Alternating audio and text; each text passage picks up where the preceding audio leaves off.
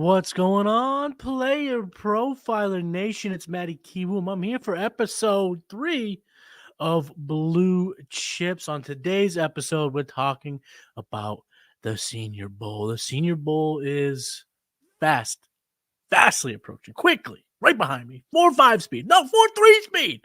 It's coming up fast. The Senior Bowl this year down in Mobile, Alabama is coming up. I'm very excited. Player Profiler will have a presence there, so get ready for a lot of content down in Mobile. Very, very excited. This week, we're going over the defensive players that have accepted their invites, and next week, perhaps I'll have a guest on. We'll talk about the offensive side of the ball, but let's get right on into it because we got a lot of players that we're going to talk about here today.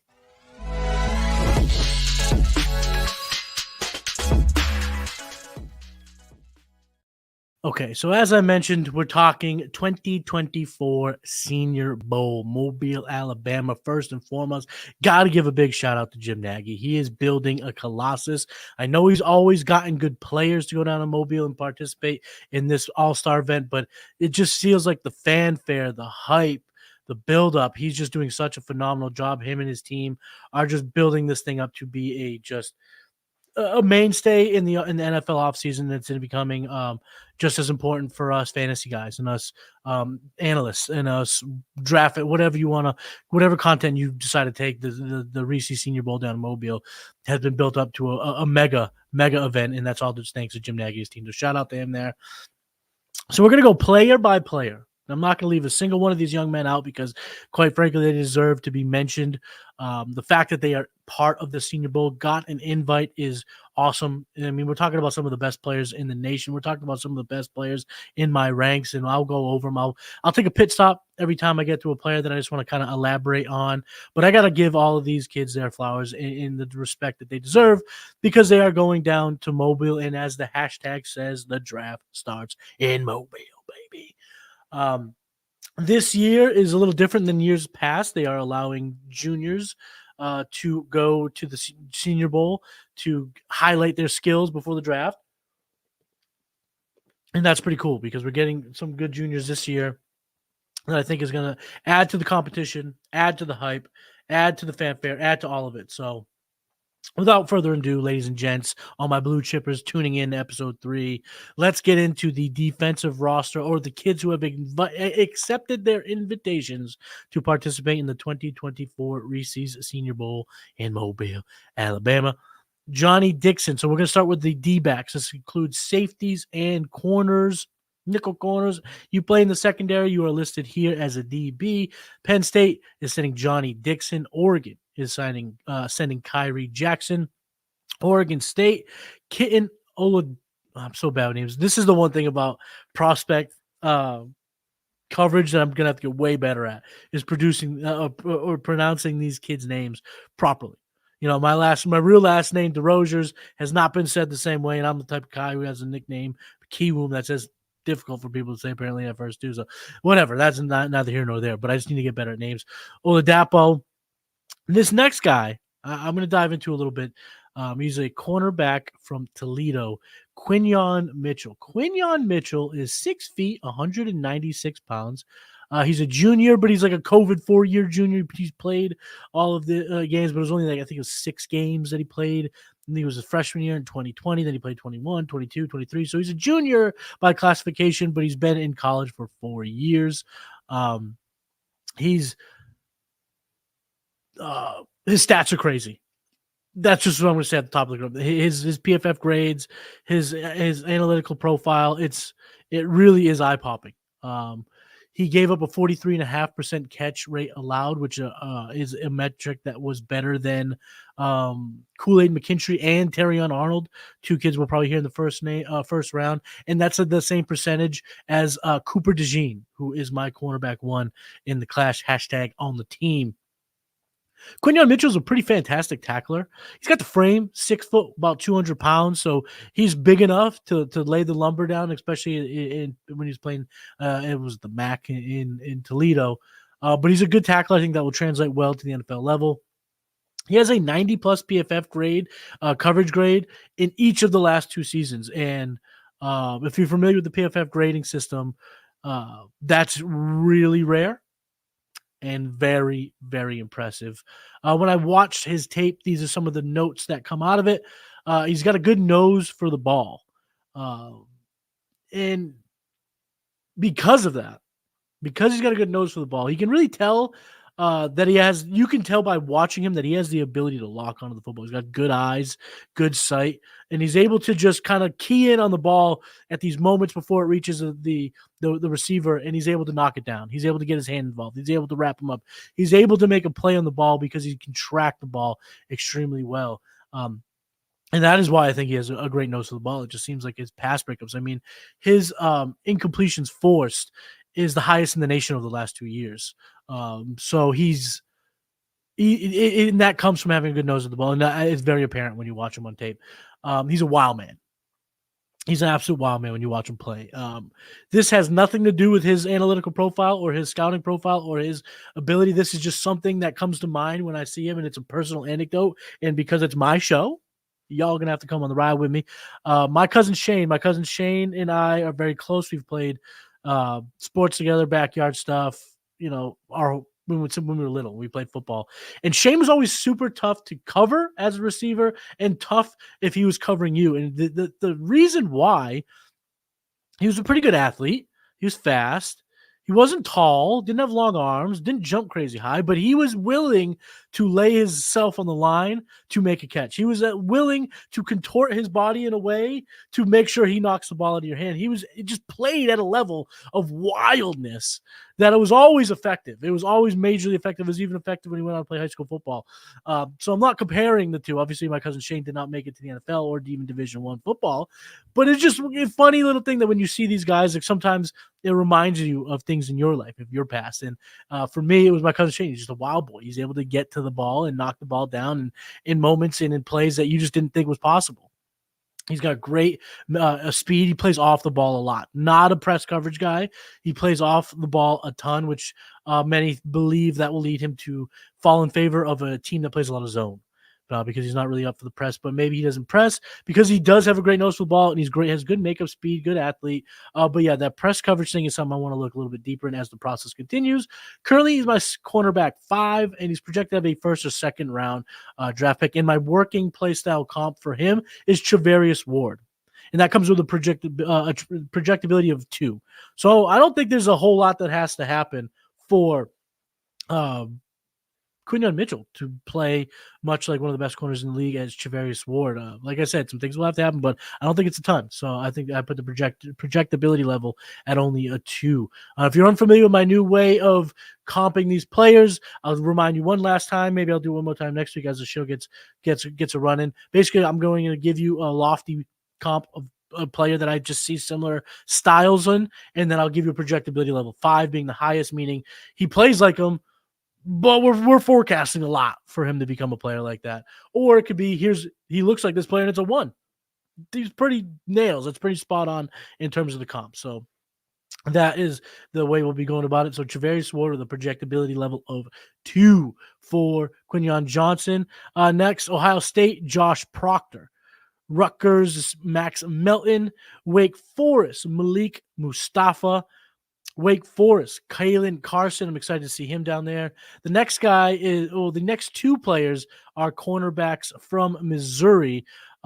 Chris Abrams-Drain, which is another prospect I'm excited to see in person. But the guy I'm going to talk about, the guy I'm going to dive into is Enos Rackshaw Jr.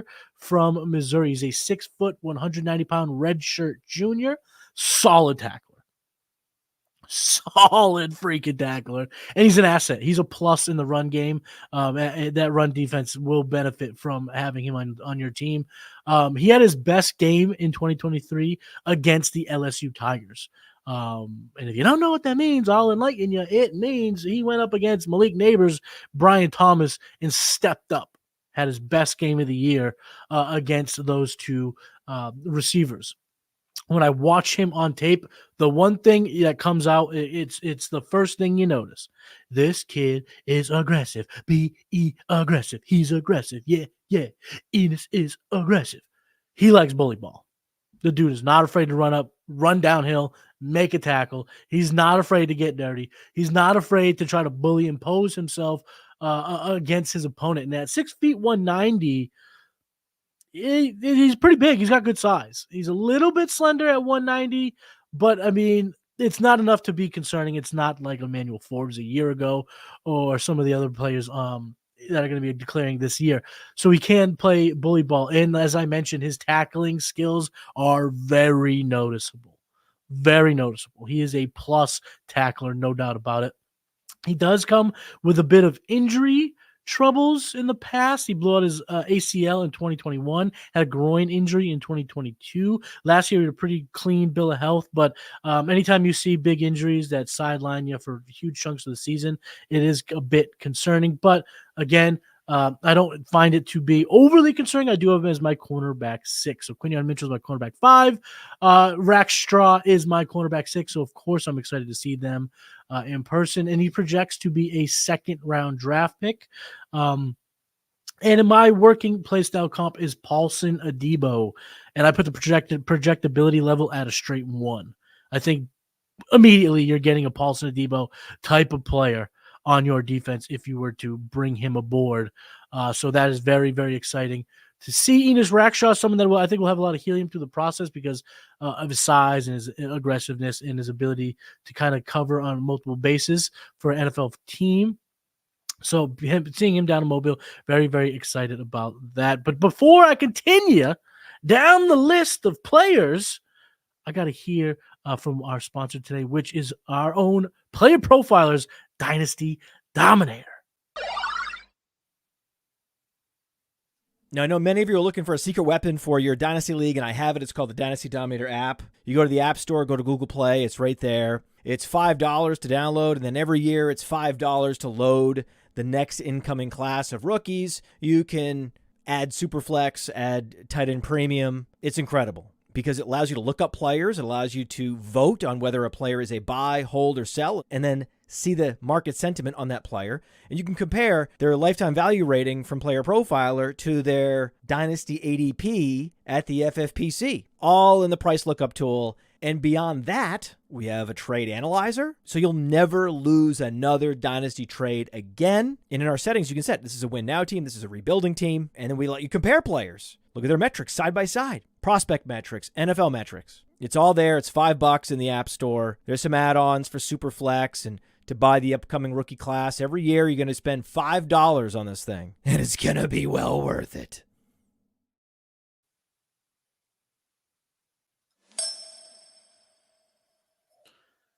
Matty Kiwoom here. Blue Chips episode 3. We are going down the defensive players that have accepted their invites to the Senior Bowl this year. Continuing on the list, Michigan's Mike Sandstro, Maryland's Bo Braid, Utah's safety Sion Vaki. Very excited to see him. He's got a lot of fun stuff on tape. He's going to be a lot of fun to see through the drills and through the process that week in Mobile. Kentucky's Andrew Phillips. Louisville sending a pair of defensive backs, Quincy Riley and Jarvis Brownlee Jr. Notre Dame's Cam Hart. Penn State's Kalen King. Kalen King is a top 10 type cornerback in this class.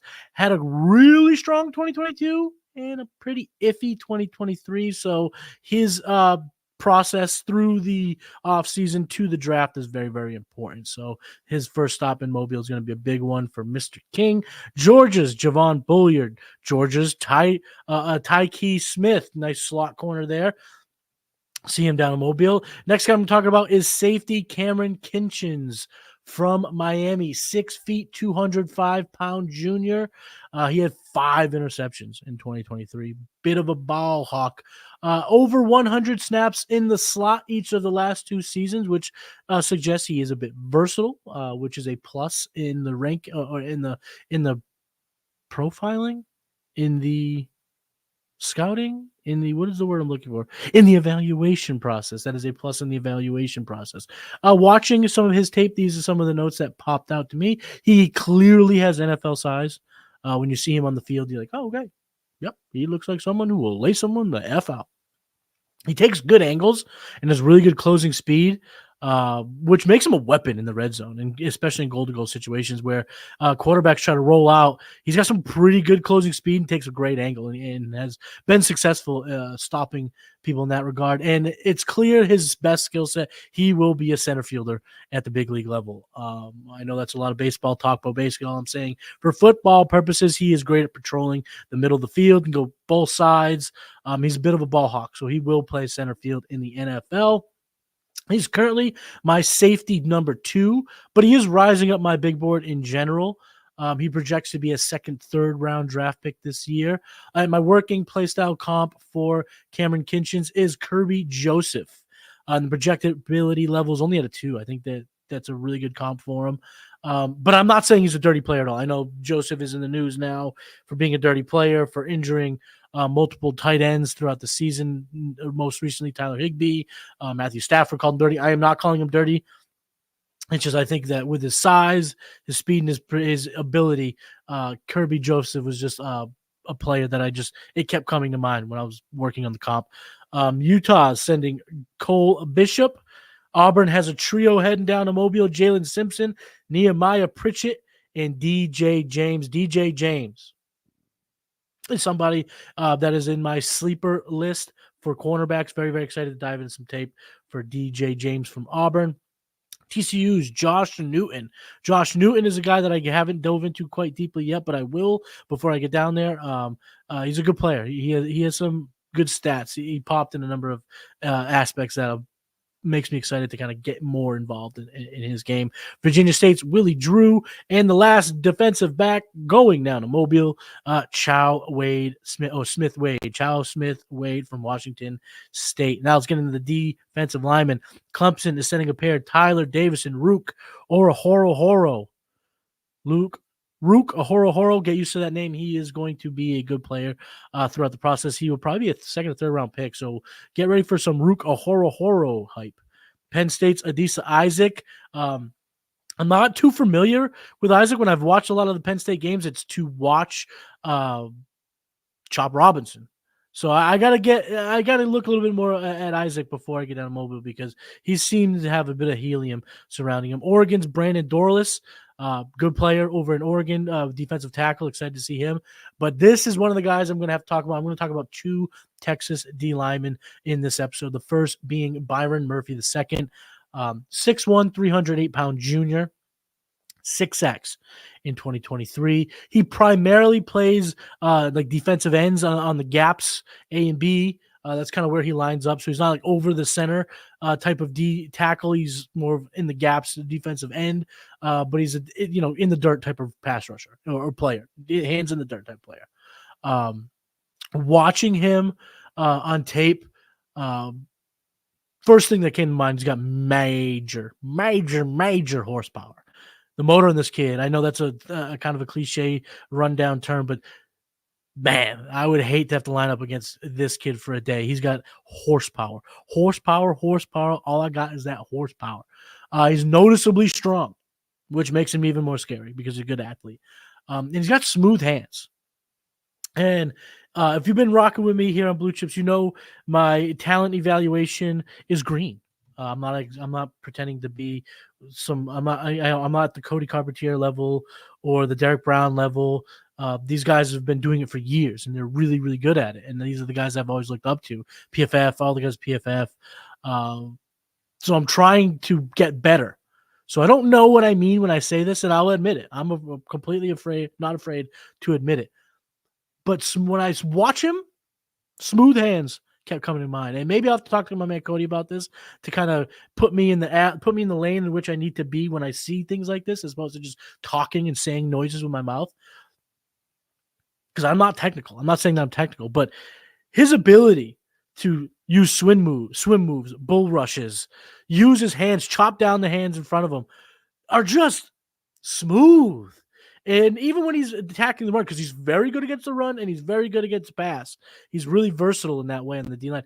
Just kind of like moving around the offensive line. And if you're audio only, I'm doing this thing with my hands where I'm just kind of like whooshing it away. And he's just good at it. You just noticeably smooth hands. So I'll get a little bit more clarification on what that means and how that translates and how that's usually expressed but that's what I saw when I watched the tape. He's currently my 6th highest defensive lineman, but I expect him to have a lot of helium starting in Mobile, so I could see that going up.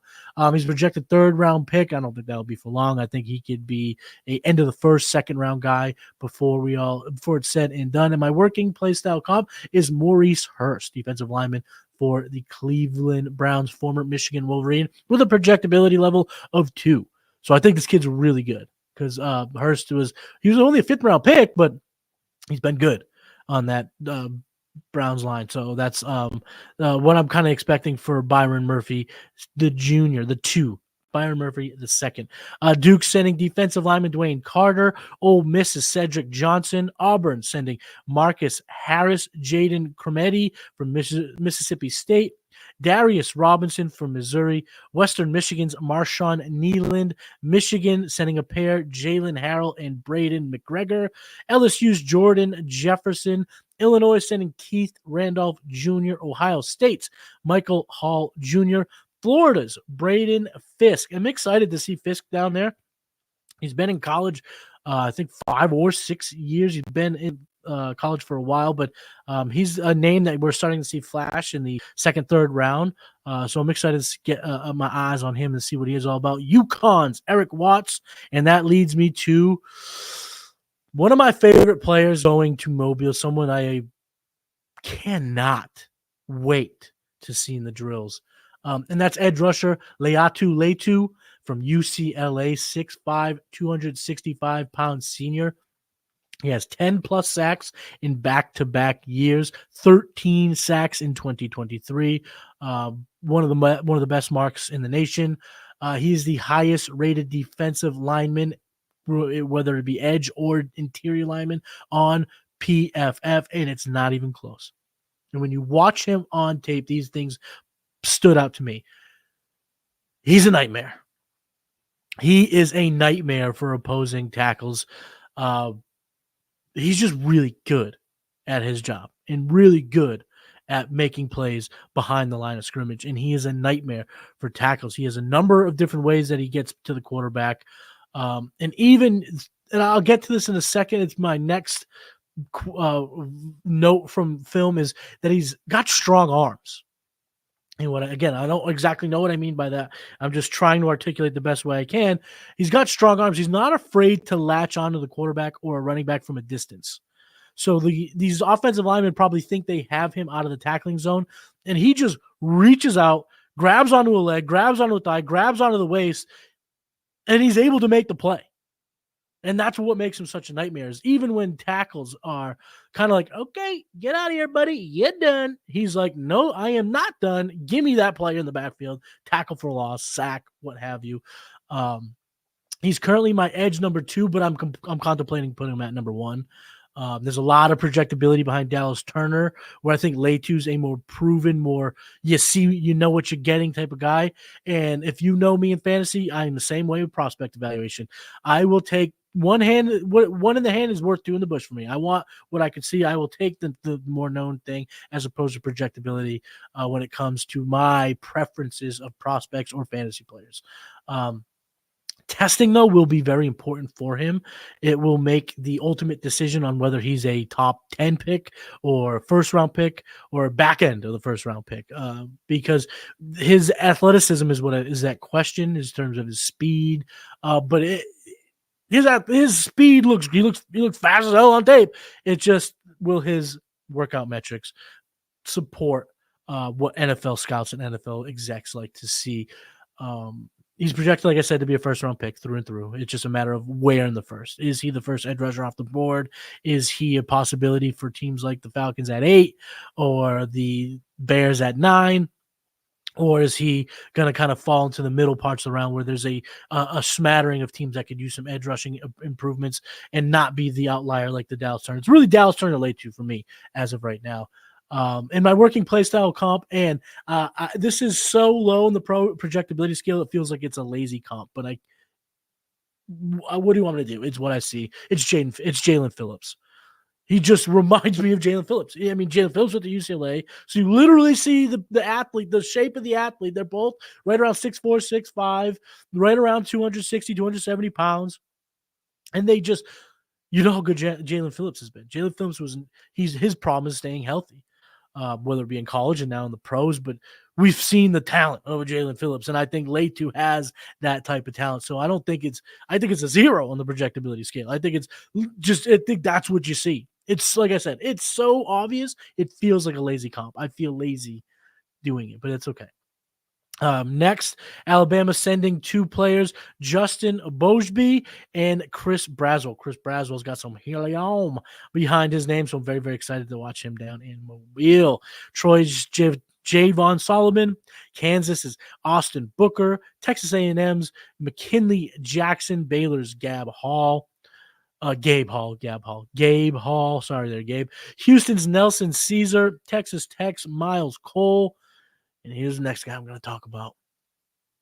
Texas is sending Travondre Sweat, interior defensive lineman from Tejas. Go Longhorns. Hook 'em horns, baby.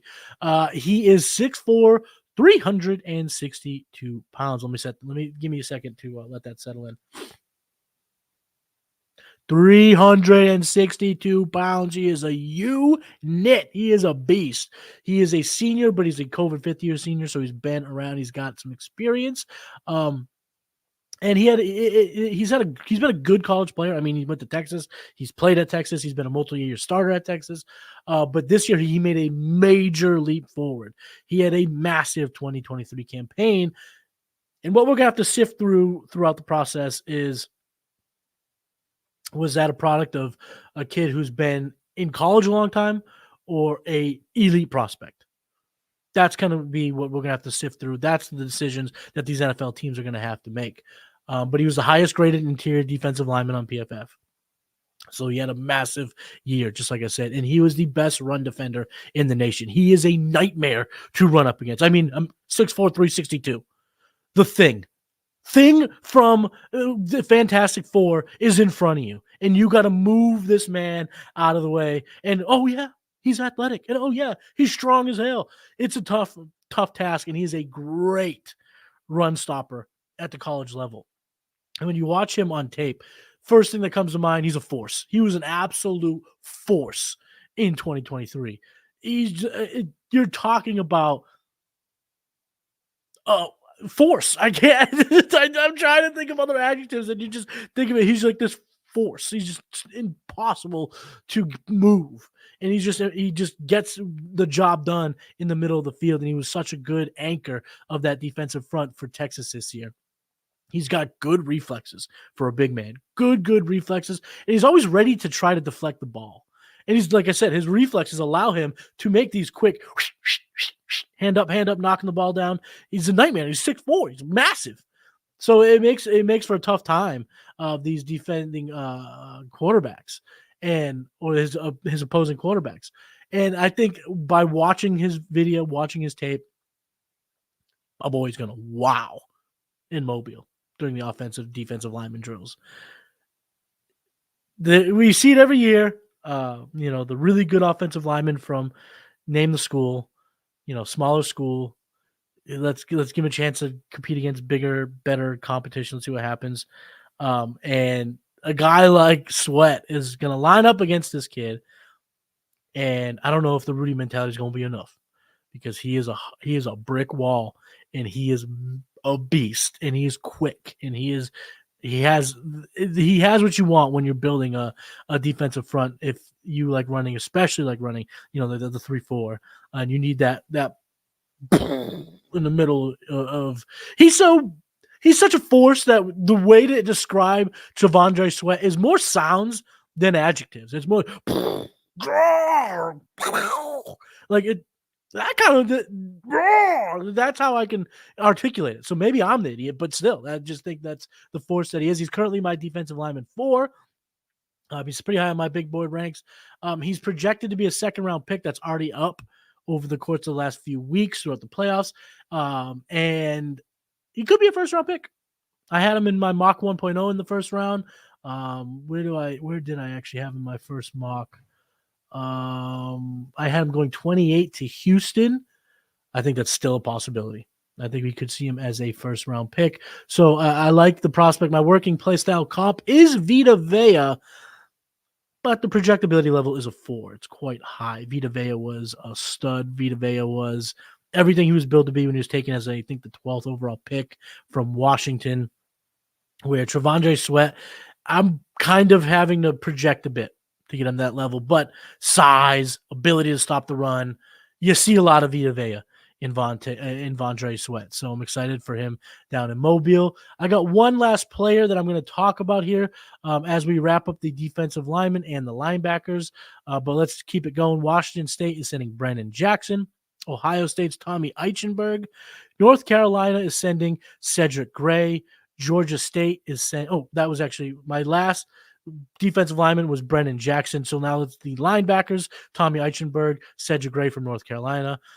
John Trey Hunter from Georgia State, Nathaniel Watson from Mississippi State, Tyron Hopper from Missouri, Michael Barrett from Michigan, Tyrese Knight from UTEP, Maris Laiatu from Notre Dame. Very, very excited to see him. One of the best prospects to ever come out of Hawaii. I think it was Hawaii. I hope I'm not just seeing the name and saying Hawaii, but I'm like 90% sure it was Hawaii, but he's a very good player. Very solid career at Notre Dame, so I'm excited to see him. J.D. Bertrand is also going to take his teammate from Notre Dame. James Williams from Miami. Trevin Wallace from Kentucky.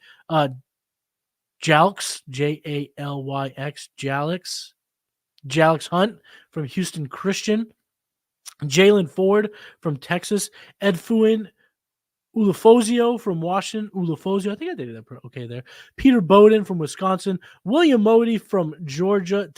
Now we're getting into long snappers. So Peter Bowden and William Moti are long snappers. We'll cover them next week. But the last guy I'm going to dive into is Peyton Wilson, linebacker from North Carolina State. Go Wolfpack. 6'4", 238-pound redshirt senior. Hurt his knee, I believe it was, his freshman or sophomore year that caused a red shirt. He is the 6th best defense. He has or possessed or posted the 6th best defensive grade and the 2nd best tackling grade amongst linebackers on PFF. So he graded out quite well. Top 10 in total tackles this year. He's really not much of a pass rusher, but he's really good in the box and He's really good in the box, and he's actually really good in coverage. So what he lacks in getting after the quarterback, he can make up for, screens, short passes, or even covering a tight end or a slot receiver or running back out of the backfield. He's pretty good in coverage. He led the nation in coverage stops at linebacker, so he's pretty good in coverage. When you watch him on tape, he looks athletic.